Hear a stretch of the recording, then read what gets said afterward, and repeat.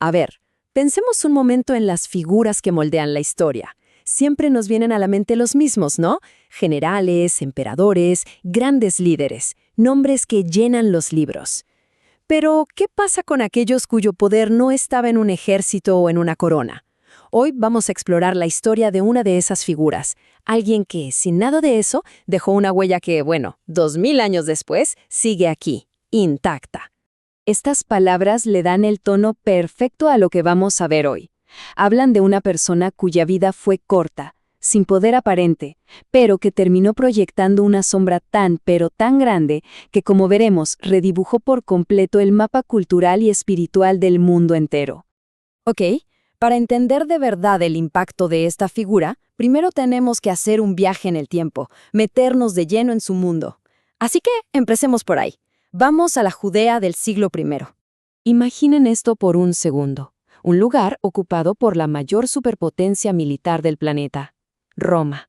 Judea era literalmente una olla a presión. La gente vivía bajo la bota del imperio, pagando impuestos que los asfixiaban y, sobre todo, esperando, anhelando un libertador, un Mesías que les habían prometido. Y aquí es donde choca de frente la esperanza con la realidad. Por un lado, la expectativa de la gente era clarísima. Esperaban un rey guerrero, un líder militar que los levantara en armas para sacar a los romanos. Pero lo que llegó, no podría haber sido más diferente.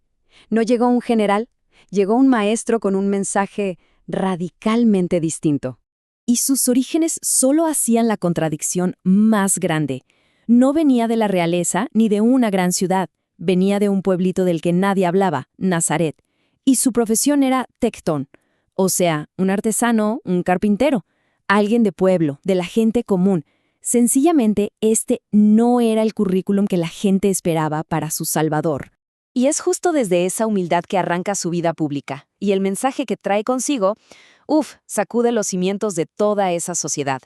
Su misión pública empieza, con dos momentos clave.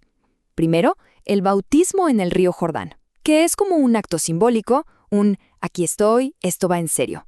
Y justo después se va al desierto, una especie de retiro estratégico para aclarar las ideas, lejos de todo el ruido del mundo. Y cuando vuelve del desierto, regresa con una idea transformadora, que se resume perfectamente en esa frase. Ya no se trata de construir cosas con madera, sino de nutrir el espíritu. El carpintero había dejado sus herramientas para usar algo mucho más poderoso, la palabra. Pero lo verdaderamente revolucionario de su mensaje era el público.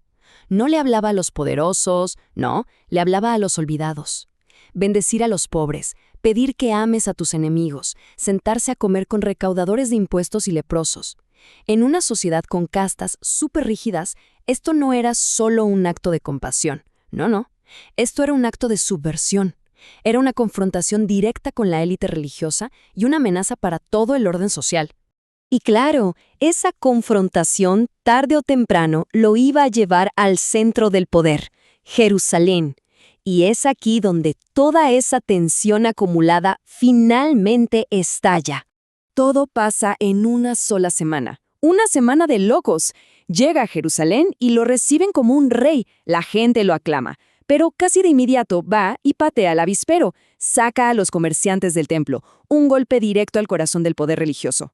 Y ese acto, básicamente, selló su destino. La conspiración se pone en marcha, la traición llega desde su círculo más cercano, y todo termina en un juicio que tuvo mucho más de política que de justicia. 30 piezas de plata. Ese fue el precio. Es un número que resuena en la historia como el símbolo más frío y calculador de lo que es una traición. Y justo antes de que lo arresten, la historia nos muestra un momento de una humanidad tremenda. En el huerto de Getsemaní. Lejos de todos, vemos la soledad absoluta del líder. Un momento de duda, de angustia y, al final, de aceptación. El juicio final no fue sobre la verdad, fue sobre el poder. Poncio Pilato, el gobernador romano, estaba atrapado. Por un lado la ley y por el otro la presión de una multitud furiosa. Su famoso gesto de lavarse las manos se convirtió para siempre en el símbolo de cuando la conveniencia política le gana a la justicia. Y desde la cruz llegan sus últimas palabras. El clímax de una vida que desafió absolutamente todas las expectativas. Para sus seguidores que lo veían todo desde abajo, imagínense, todo parecía perdido. Era el final trágico de un sueño.